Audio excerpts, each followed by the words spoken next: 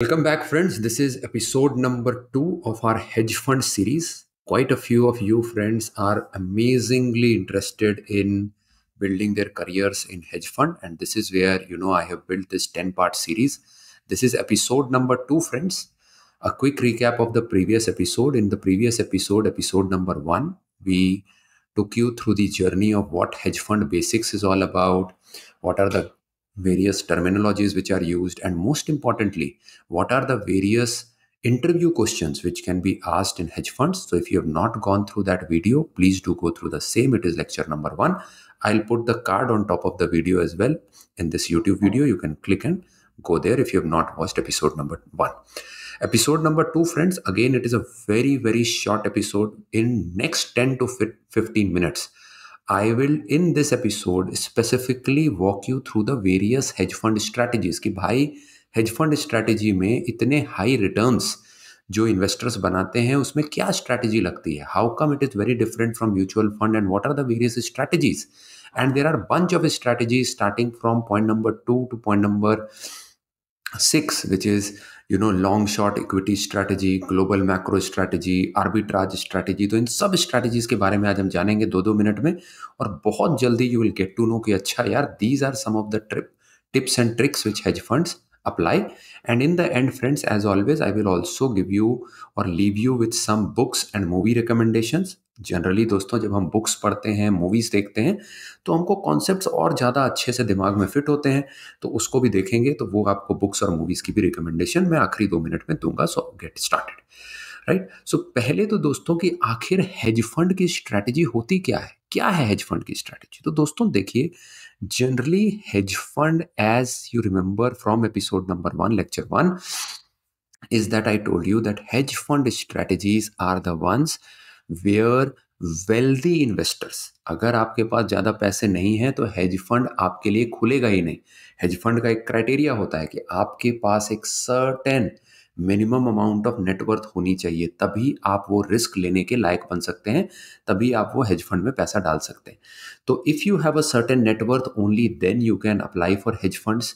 In this hedge funds, friends, there are lot of varied strategies which are used, और जिसके बारे में आज हम पढ़ेंगे, जो कि म्यूचुअल फंड की ट्रेडिशनल स्ट्रैटेजी से बहुत डिफरेंट होता है. म्यूचुअल फंड क्या करता है? म्यूचुअल फंड जनरली जो है क्या करता है, स्मॉल कैप की स्ट्रैटेजी लगाता है कि ठीक है यार, बाजार में जितनी छोटी छोटी कंपनियां हैं मैं उनका पोर्टफोलियो बना लूंगा और इसी में बेच और खरीद करता रहूंगा, ताकि जो है मेरा एक अच्छा रिटर्न आ जाए. इसको बोलते हैं स्मॉल कैप स्ट्रैटेजी. वैसे ही जो है लार्ज कैप स्ट्रैटेजी होती है कि यार जो बड़े बड़े फंड्स हैं मार्केट में, मैं उनको ले लूंगा, उन पे खरीद और बेच करूंगा अलग अलग टाइम पे और अपने इन्वेस्टर्स को पैसा कमा के दूंगा.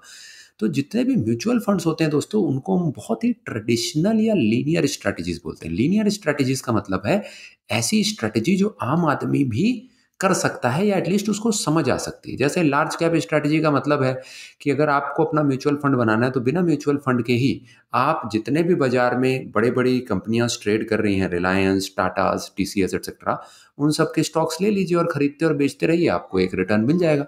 राइट. तो हेंस म्यूचुअल फंड की स्ट्रैटेजीज बहुत लीनियर होती है. हेज फंड की स्ट्रैटेजीज दोस्तों आज हम देखेंगे, ये बहुत ही नॉन लीनियर होती है. ये ऐसी स्ट्रैटेजीज होती हैं जो आम आदमी को समझ भी नहीं आती हैं. इसीलिए इनके हेज फंड मैनेजर्स, जो हमने देखा था पिछले एपिसोड में, बहुत पैसा कमाते हैं, क्योंकि उनके पास बहुत नॉन लीनियर ऐसी ऐसी इंफॉर्मेशन, ऐसे ऐसे ट्रिक्स वो अप्लाई करते हैं, ऐसे ऐसे बोल्ड बेट्स लेते हैं जो जनरली एक नॉर्मल इन्वेस्टर नहीं ले पाता है. इसीलिए हेज फंड जो है बहुत अच्छे रिटर्न्स जनरेट करते हैं. राइट. तो चलिए दोस्तों, सबसे पहले देखते हैं लॉन्ग शॉर्ट इक्विटी स्ट्रैटेजी. ये लॉन्ग शॉर्ट इक्विटी स्ट्रैटेजी दोस्तों क्या है? ये आपको जो स्क्रीन पर जिफ दिख रहा है दोस्तों, ये एक्चुअली में एक मूवी का है जो मैंने आपको पिछले एपिसोड में भी रिकमेंड की थी. पिछले एपिसोड में मैंने आपको जो है एक मूवी रिकमेंड की थी, बिग शॉट. तो ये उसी का एक छोटा सा क्लिप है, जहां पर कि एक हेज फंड का जो मैनेजर है वो इन्वेस्टर्स को समझा रहा है कि किस तरीके से वो पैसा बनाएगा. तो बहुत ही यूनिक तरीके से उसको समझा रहा है. इसमें दोस्तों होता क्या है कि 2008 में मैं सैमसंग में अपने सेकेंड ईयर में था. उस समय मैं कोडिंग किया करता था. जस्ट खड़गपुर से मैंने रिसेंटली पास आउट किया था, और उस समय मैं बैंगलोर के अंदर सैमसंग कंपनी में कोडिंग किया करता था, जब ये सब प्राइम क्राइसिस, जिसको मॉर्टगेज क्राइसिस भी बोलते हैं, ये यूएस के अंदर हुआ था। उसमें क्या हुआ था दोस्तों? उसमें हुआ ये था कि पूरे मार्केट को ये लग रहा था कि आपका हाउसिंग मार्केट तो हमेशा ऊपर ही जाएगा, रियल एस्टेट मार्केट तो हमेशा ऊपर जाएगा, घरों के दाम हमेशा ऊपर बढ़ते जाएंगे। तो इसीलिए बैंकों ने, इन्वेस्टर्स ने बहुत भारी मात्रा में होम लोन्स में इन्वेस्ट कर रखा था कि हाँ यार, होम लोन्स का मार्केट तो ऊपर ही जाएगा। बट इसमें से कुछ चतुर इन्वेस्टर्स थे, और उन चतुर इन्वेस्टर्स की पूरी स्टोरी जो है ये आपको बिग शॉट जो मूवी है उसमें समझाई गई है, जो मैं पिछले एपिसोड में मैंने आपको रिकमेंड किया था। उन्होंने बहुत अच्छा दिमाग लगाया। They said that we will short this market. If you remember our previous lecture friends, shorting का मतलब होता है जहां पर कि आप एक बहुत बड़ा पंट लेते हैं, बेट लेते हैं कि फ्यूचर में ये मार्केट नीचे जाएगी, इसीलिए आज जो ये मार्केट का प्राइस चल रहा होता है बाजार में, राइट, जो हाउसिंग स्टॉक्स होते हैं या हाउसिंग पोर्टफोलियोज होते हैं, उनके जो भी स्टॉक्स थे उनको भारी मात्रा में इन इन्वेस्टर्स ने शॉर्ट कर दिया, जो हेज फंड इन्वेस्टर्स थे।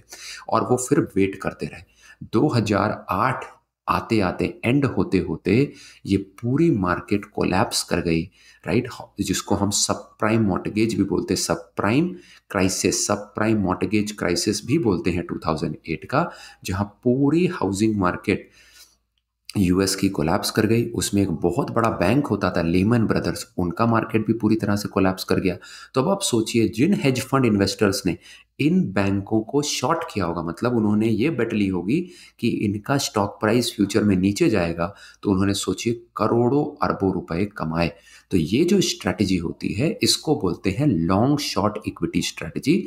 मतलब जो तो स्टॉक्स ऊपर जाने वाले हैं वो तो ये हेज फंड्स बाय करते ही हैं, बट भारी मात्रा में उन स्टॉक्स को शॉर्ट करते हैं जिनको ये देख रहे होते हैं कि नॉर्मल इन्वेस्टर्स को तो नहीं समझ आ रहा है, बट इनको अपने इंटरनल गुप्तचरों से, अपने इंटरनल इंसाइट और इंटरनल एजेंट से पता होता है, रिसर्चर से पता होता है कि ये मार्केट नीचे जाएगी। जैसे एक इस बिग शॉट मूवी में इन्होंने बहुत सारे होम लोन्स जिन्होंने खरीदे हुए थे या जिन्होंने होम लोन्स लिए हुए थे, उनको जाकर इंटरव्यू किया था इनके रिसर्चर्स ने, और उन्होंने ये देखा था कि अरे यार, होम लोन्स तो आड़े तिरछे हर आदमी को दे दिया गया है। जो आदमी बेरोजगार पड़ा है, पूरे दिन दारू पीता रहता है, जिसकी परफॉर्मेंस बहुत खराब है, जिसका कोई लेना देना नहीं है इकोनॉमी में पार्टिसिपेट करने से, वैसे लोगों ने करोड़ों अरबों रुपए के घर बनाए हुए हैं, तो ये तो कल को अपने लोन में डिफॉल्ट करेंगे ही करेंगे। तो इन्होंने वो रिसर्च करके पता लगाया कि आज मार्केट को नहीं पता है, कल ये मार्केट बहुत नीचे जाएगी और हम लोग बहुत पैसा कमाएंगे, और वही ये आपको जिफ में भी दिख रहा है। ठीक है दोस्तों, before we proceed forward, again हम लोग हेज फंड मैनेजर्स को क्या पूछा जाता है, ये पूरी इंडस्ट्री कैसी है, इसमें क्या स्ट्रैटेजीज लगती हैं, वो हम समझ रहे हैं। पर दोस्तों, यहाँ तक पहुँचने के लिए आपको जो एक इम्पॉर्टेंट डिग्री लगती है वो है CFA लेवल 1। तो अगर आप CFA लेवल 1 की तैयारी करना चाहते हैं तो बहुत ही आसानी से दोस्तों, बहुत प्रैक्टिकल एग्जाम्पल्स के साथ, जैसे ये मैं लेक्चर्स आपको हेज फंड के बहुत प्रैक्टिकल एग्जांपल्स के साथ समझा रहा हूँ, मूवीज रिकमेंडेशन के साथ समझा रहा हूँ, एक्सेट्रा। सिमिलरली मैंने पूरे CFA लेवल 1 करिकुलम को भी बहुत ही प्रैक्टिकली, बहुत रियल एग्जांपल्स फाइनेंस और इकोनॉमिक वर्ल्ड के लेकर आपको समझाए हैं। साथ ही साथ मैंने सारे कॉन्सेप्ट्स को एक्सेल में भी समझाया। So if you are really interested in preparing for CFA level 1, the link is there in the description. Click on it. There are a bunch of video demo lectures which are free of cost. You can go through those demos. If you like it, then do subscribe, and for a very very nominal price you can prepare with us for CFA level 1. So now let's get going friends. Next we have global macro strategy. तो जरूर दोस्तों इस शख्स को आप देखिए, इस शख्स का नाम मैंने पिछले एपिसोड में भी लिया था। His name is George Soros. तो इनकी बड़ी इंटरेस्टिंग स्ट्रैटेजी रही है जिससे इन्होंने अपने इन्वेस्टर्स को बहुत अरबों खरबों कमा के दिया है। आज भी इनका नाम जो है इंडियन कॉन्टेक्स्ट में बहुत लिया जाता है, बिकॉज ये बहुत एंटी इंडिया है, इंडिया के अगेंस्ट जो है बहुत सारे फंड्स को प्रमोट करते रहते हैं। तो दोस्तों, इन्होंने जो स्ट्रैटेजी यूज़ की थी उसको बोलते हैं ग्लोबल मैक्रो स्ट्रैटेजी। और क्यों दोस्तों जॉर्ज सोरोस का इतना नाम है इस ग्लोबल मैक्रो स्ट्रैटेजी में, तो for that I have to take you to 1992 friends. In 1992 friends, what happened was that in 1992 friends, George Soros he saw that यार, जो आपका ये जो पूरा पाउंड मार्केट है, विच इज जो यूके मार्केट है जिसकी करेंसी थी pound, George Soros figured out that pound is very very weak. Why? Because the UK market was in a downward spiral. There was a very high prediction of recession happening. Also, the unemployment rates were very very high. But pound क्या था, जो उनकी currency थी pound, जैसे हमारी currency rupees है, US की currency dollars है, वैसे ही यूके की करेंसी पाउंड थी. बट पाउंड को जो है बैंक ऑफ इंग्लैंड ने ऊपर बढ़ा के रखा हुआ था, राइट. तो पाउंड का जो एक्चुअली में प्राइस होना चाहिए ग्लोबल मार्केट्स में, वो कम होना चाहिए था, क्योंकि मार्केट में जो करेंसी की वैल्यू होती है वो डिपेंड करती है कि कंट्री कितना अच्छा परफॉर्म कर रही है, कंट्री कितना अच्छा ग्रो कर रही है. सो your currency or currency of any country is a representation of the economic strength of that country. जैसे अगर इंडिया बहुत अच्छा करेगी तो रुपीज़ ऊपर जाएगा, जैसे यूएस बहुत अच्छा करता है तो यूएस डॉलर जो है बहुत स्ट्रांग रहते हैं, बहुत ज़्यादा उनका पावर रहता है ग्लोबल मार्केट में, राइट. सब चाहते हैं, सारे इन्वेस्टर्स चाहते हैं कि उनके पास डॉलर हो, तो डॉलर का प्राइस बहुत अच्छा रहता है. सिमिलरली पाउंड का प्राइस तभी अच्छा रह सकता था, या पाउंड की वैल्यू बाजार में तभी अच्छी हो सकती थी जबकि जब जब यूके मार्केट अच्छा करे. बट यूके मार्केट तो अच्छा कर नहीं रहा था. तो ये जो महाशय हैं जो आपको दिख रहे हैं यहाँ पर, जॉर्ज सोरोस, इन्होंने दोस्तों एक बहुत खतरनाक चाल चली. इन्होंने अरबों खरबों की मात्रा में, कुछ 8-10 हजार करोड़ रुपए जो है पाउंड के जो है इन्होंने शॉर्ट कर दिए. इन्होंने पाउंड को जाकर शॉर्ट कर दिया मार्केट में. शॉर्ट मतलब होता है जहां पर कि जो है दोस्तों क्या किया कि जाकर जो है पाउंड को जाकर शॉर्ट कर दिया अरबों की मात्रा में. अच्छा, जॉर्ज सोरोस का नेटवर्क बहुत अच्छा था, तो बहुत सारे इनके साथ वाले जो इन्वेस्टर्स थे, प्लस इनका हेज फंड जो ये मैनेज करते थे, वहां से इन्होंने जो है हजारों की मात्रा में जो है पाउंड को शॉर्ट कर दिया. और जब दोस्तों इन्होंने पाउंड को शॉर्ट किया तो बहुत देर तक पाउंड को जो आर्टिफिशियली बैंक ऑफ इंग्लैंड ने इन्फ्लेट कर रखा था, राइट, आर्टिफिशियली इन्फ्लेट कर रखा था, आर्टिफिशियली उसकी वैल्यू बढ़ा रखी थी, वो बहुत देर तक वो बढ़ा नहीं पाए, राइट. क्योंकि जब बाजार में शॉर्ट हो रहा है तो आप बहुत देर तक जो है अपनी प्राइस को ऊपर नहीं रख सकते. जब पूरा मार्केट जो है आपकी करेंसी को शॉर्ट कर रहा है तो आप बैंक ऑफ इंग्लैंड जितना भी कोशिश कर लेता उसको ऊपर नहीं रख पाया. और उससे क्या हुआ कि पाउंड बहुत बुरी तरह से पिटा, उसकी वैल्यू बहुत नीचे आ गई और बैंक ऑफ इंग्लैंड 1992 में ऑलमोस्ट कोलैप्स की कगार पे आ गया. तो ये जॉर्ज सोरोस की कहानी है, जहां पर कि आप ग्लोबल मैक्रो स्ट्रेटजी के तहत अपने हेज फंड में बहुत अच्छा पैसा बनाते हैं. क्योंकि शॉर्ट में क्या होता है दोस्तों कि आप किसी का अगर प्राइस ज़्यादा होता है, आप बेट लेते हैं कि इसका प्राइस कम जाएगा, और जब वो कम जाता है तो आप बहुत अच्छा प्राइस या बहुत ज़्यादा मुनाफा बनाते हैं. That is how George Soros made lot of money. Then friends, you have arbitrage strategy. Arbitrage strategy में दोस्तों क्या होता है कि आप मान लीजिए कि एक दुकान पे आपको जो है एक चीज 5 रुपए की मिल रही है और किसी दूसरी दुकान पे ये चीज 10 रुपए की बिक रही. अगर आपको ये पता है तो आप क्या करेंगे, एक दुकान से ये सामान लेंगे और दूसरे दुकान के आगे जो ग्राहक खड़े हैं उनको जाकर बेच देंगे और $5 बना लेंगे, राइट, या 5 रुपए बना लेंगे. इसको बोलते हैं आर्बिट्राज. आर्बिट्राज का मतलब होता है जब एक ही सिमिलर चीज का प्राइस में डिफरेंस होता है भारी मात्रा में, तो उसको बोलते हैं आर्बिट्राज स्ट्रेटजी. तो दोस्तों आर्बिट्राज स्ट्रेटजी भी हेज फंड मैनेजर्स बहुत ज़्यादा बनाते हैं. आपको ये जिफ में जो बैलून फूटता हुआ दिख रहा है, ये एक्चुअली रिप्रेजेंट कर रहा है डॉट कॉम बबल को. 2002, 2001, 2002 में डॉट कॉम बबल आया था दोस्तों, जहां पर कि बहुत सारे जो बाजार में इक्विटीज ट्रेड कर रही थी, डॉट कॉम का नया नया बूम आया था कि यार काफ़ी सारे इंटरनेट कंपनीज आ रही थी, तो वो इंटरनेट कंपनीज बाजार में बहुत हाई दाम पे ट्रेड कर रही थी. और उस समय जो है बहुत सारे लोग जो है वो बाय और सेल बाय और सेल बाय और सेल भी कर रहे थे बहुत सारी कंपनीज को, राइट. तो बहुत सारे हेज फंड्स ने क्या किया कि जो कंपनीज भी अक्वायर हो रही थी या अक्वायर होने वाली थी, उनको वो पहले सस्ते दामों में फटाफट खरीद लेते थे, और जब वो अक्वायर होके उनका दाम बढ़ जाता था तो उनको जो है फिर वो बेच देते थे, राइट. तो ये जो है डॉट कॉम में बहुत, जब डॉट कॉम का बबल बन रहा था तो ये बाय और सेल बहुत ज़्यादा हो रहा था। और उस केस में जो है दोस्तों, जो स्ट्रैटेजी लग रही थी वो लग रही थी आर्बिट्राज स्ट्रैटेजी। क्योंकि आर्बिट्राज में यही होता है, कोई सामान आप किसी और मार्केट से या किसी और पॉइंट इन टाइम में सस्ते में लेते हो और जो है जाकर उसको महंगे में बेच देते हो। जब तक लोगों को पता लगता है इस डिफरेंस के बारे में, तब तक आपने बहुत सारा खरीद के बेच चुके होते हो और बहुत अच्छे प्राइस कमा चुके होते हो, राइट। तो अगेन, डॉट कॉम बबल जो है, अगर आपको इंटरव्यूज में पूछा जाए कि आर्बिट्राज स्ट्रैटेजी आपकी प्रैक्टिकली इस वर्ल्ड में कब यूज हुई थी, तो 2002 का जब डॉट कॉम बबल हुआ था, तो उसमें बहुत सारे हेज फंड्स ने आर्बिट्राज स्ट्रैटेजी लगाकर अपने और अपने इन्वेस्टर्स का बहुत फायदा कराया था। देन फ्रेंड्स, एक स्ट्रैटेजी होती है हेज फंड के अंदर जिसको बोलते हैं इवेंट ड्रिवन स्ट्रैटेजी। ध्यान से देखिए दोस्तों, इस फोटो से ही आपको क्लियर हो रहा है कि इवेंट ड्रिवन स्ट्रैटेजी का मतलब क्या है। मैं आपको एक रीसेंट एग्जांपल से समझाता हूं, क्योंकि जनरली दोस्तों हम जब कंटेक्स्ट के साथ किसी चीज को समझते हैं तो बहुत आसानी से हमें चीजें जो है समझ में आती हैं। तो दोस्तों, अभी एक रीसेंट कॉन्टेक्स्ट रहा है इस पूरे चीज में, जहां पर कि दोस्तों आपको याद होगा कि जी और सोनी की मर्जर की बातें चल रही थी। तो जनरली दोस्तों क्या होता है, तो ये जब मर्ज होगा तो इसको बोलते हैं एक इवेंट हुआ। इवेंट मतलब एक anything which is of material value, की उससे जो है आगे आने वाले समय में जिस कंपनी ने जिसको अक्वायर किया है या जो कंपनी अक्वायर हुई है उनकी दिशा बदलने वाली है, तो इसको बोलते हैं इवेंट। ऐसा जब भी कोई इवेंट, बड़ा इवेंट होता है मार्केट में, तो उससे जो है स्टॉक के प्राइजेस, कंपनीज के फेट चेंज होते हैं।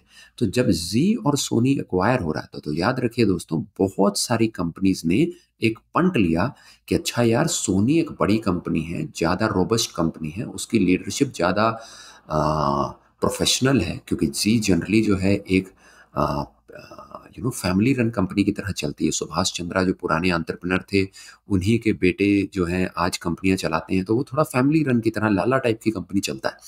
तो बहुत लोगों ने ये पंट लिया कि ठीक है यार, सोनी जो है जी को अक्वायर कर लेगी। और जनरली जब दोस्तों मर्जर्स एंड एक्विजिशन होता है, तो जो कंपनी अक्वायर होती है वर्सेस जो कंपनी उसको खरीदती, उन दोनों में एक बड़ा सिग्निफिकेंट डेल्टा आता है। जो कंपनी अक्वायर होती है उसकी एफिशिएंसी बढ़ती है, तो इसीलिए जो है वो आगे आने वाले समय में उसका स्टॉक्स प्राइसेस बढ़ता है। और जो कंपनी किसी को अक्वायर करती है उसमें थोड़े टाइम के लिए उसका स्टॉक प्राइस नीचे जाता है, क्योंकि उस कंपनी में रिस्ट्रक्चरिंग एक्टिविटी होती है और कुछ इनएफिशिएंसी आती है। क्योंकि एक बड़ी कंपनी जब एक छोटी इनएफिशिएंट कंपनी को अक्वायर करेगी तो उसकी कुछ इनएफिशिएंसी उस कंपनी में भी आएगी, जिसके चलते थोड़े समय के लिए 2-3 साल तक जो है उसके प्रॉफिट्स में एक प्रेशर रहता है, जिसकी वजह से जो अक्वायरर कंपनी है उसके स्टॉक प्राइसेस नीचे जाते हैं। जो अक्वायरी कंपनी, मतलब जिसको आप अक्वायर कर रहे हैं, वो कंपनी के स्टॉक प्राइसेस ऊपर जाते हैं, क्योंकि उसमें एफिशिएंसी आती है। तो इसीलिए दोस्तों, जी और सोनी, इन दोनों के स्टॉक्स में लोगों ने जी के स्टॉक्स भारी मात्रा में इन हेज फंड्स मैनेजर्स ने खरीदे, ये सोचकर कि जी जब सोनी में मिल जाएगा तो उसके स्टॉक प्राइसेस ऊपर जाएंगे, और ऊपर जाएंगे तो वो करोड़ों अरबों रुपए का मुनाफा कमाएंगे। तो इस स्ट्रैटेजी को बोलते हैं दोस्तों इवेंट ड्रिवन स्ट्रैटेजी। और इस एग्जाम्पल में ही हेज फंड्स का रिस्क भी छुपा हुआ है, क्योंकि आपको पता ही होगा दोस्तों कि हेज फंड में जब जिन्होंने जी पे एक पंट लिया होगा, बेट ली होगी कि एक्वायर हो जाएगा, तो आपको पता ही है दोस्तों ये एक्विजिशन फेल कर गई थी। Sony had called off the deal, जिसके बाद जो जी का प्राइस है वो फिनोमिनली नीचे गिरा। और इसलिए जो दोस्तों आपके जितने भी ये स्ट्रैटेजीज होती हैं, ये फुल प्रूफ नहीं होती हैं, क्योंकि फाइनेंस मार्केट का एक दस्तूर है। वो क्या है कि यार, with high risk come high returns. तो बहुतों को लगता है कि यार बस हेज फंड में बहुत ज़्यादा रिटर्न ही होता है। ऐसा नहीं है, रिस्क लेते हैं लोग। इस केस में वो रिस्क जो है कामयाब नहीं हुआ, तो हेज फंड्स ने बहुत पैसा गंवाया भी, क्योंकि जी उसके बाद बहुत बुरी तरह से मार्केट में पिटा और हेज फंड्स को लगा था कि ये तो एक्विजिशन हो जाएगी और उसके बाद प्राइस बढ़ेगा। ठीक है। Lastly friends, hedge fund leverage के बारे में आपको बहुत अच्छे तरीके से पता होना चाहिए। ये भी एक स्ट्रैटेजी है दोस्तों, जो ऑलमोस्ट हर जो पिछली स्ट्रैटेजी हमने देखी, long short strategy, arbitrage strategy, event driven strategy, इन सब स्ट्रैटेजीज में ही ये कॉमन फिनोमेना है जो लगता है, जिसको बोलते हैं हेज फंड लेवरेज। अगर आपको याद भी होगा कि जिस फाउंडर ने जो है 1948 में पहली बार हेज फंड शुरू किया था, राइट, उस समय आप सोचिए कि जो है उन्होंने भी लेवरेज का यूज किया था। लेवरेज का मतलब कुछ नहीं होता है दोस्तों, लेवरेज का मतलब होता है जहां पर आप एक छोटी रकम लगाकर एक बड़ा एसेट बना लेते हैं। जैसे आपको इस फोटो में भी दिख रहा है कि कैसे जो है एक छोटा सा उसने नीचे स्टोन लगाकर एक बड़े से ब्रिक को उठाने की कोशिश कर रहा है ये आदमी। तो यहाँ पर भी वही होता है कि आप अपना तो छोटा रकम लगाते हैं, मान लीजिए आप अपने 100 रुपये लगाए, बट आपने जो फंड बना लिया वो 1000 रुपये का बना लिया। और वो कैसे बनाते हैं कि आप बाकी का 900 रुपया जो है वो बाजार से उधार लेते हैं। तो लेवरेज जो है बहुत ज़्यादा दोस्तों बाजार में यूज़ होता है, क्योंकि लेवरेज लेने से क्या होता है कि आप अपना 100 रुपया ही लगाते हैं, बट बाजार से जब आप 900 रुपये उठाते हैं तो आपके पास 1000 रुपये हो जाता है, और 1000 रुपये से आप बहुत बड़े स्टॉक्स में ट्रेड कर सकते हैं। क्योंकि याद रखिए दोस्तों, हेज फंड में तभी ट्रेडिंग पॉसिबल है, या हेज फंड में तभी भारी मात्रा में मुनाफा पॉसिबल है, जब आप एक लार्ज पोर्टफोलियोज में डील कर रहे हैं। 1000 करोड़, 5000 करोड़, 10,000 करोड़ का जब आप डील करते हैं तब आप उसमें ज़्यादा मुनाफा कमाते हैं। अगर आप 100 रुपये, 1000 रुपया, 1 लाख, 10 लाख रुपए लगा रहे हैं तो हेज फंड में आपको ज़्यादा मुनाफा होगा नहीं, क्योंकि हेज फंड्स में जो है सारा मुनाफा जो है बड़े बड़े ब्लॉक डील, बड़े रकम में डील करने से प्राप्त होता है, राइट। तो हेंस यार जनरली जो है लोग बहुत भारी मात्रा में लोन लेते हैं और उससे जो है अपने स्ट्रैटेजी को कामयाब करने की कोशिश करते हैं। बट हाँ दोस्तों, जो मैंने बोला कि there is always a flip side, और there is risk is always there. So in case some of these strategies do not go through, then you can very well go bankrupt, because आपने जो उधार लिया होगा उसके against जो है आपको फिर बैंक्रप्सी फाइल करनी पड़ जाएगी, क्योंकि आप वो उधार वापस नहीं कर पाएंगे, and your loans will go for a toss and your companies will have to get shut down. Okay, great friends. So we will end this episode with two very simple recommendations for you. क्योंकि generally दोस्तों जब हम movie देखते हैं तब हमको बहुत सारी चीज़ें समझ में आती हैं।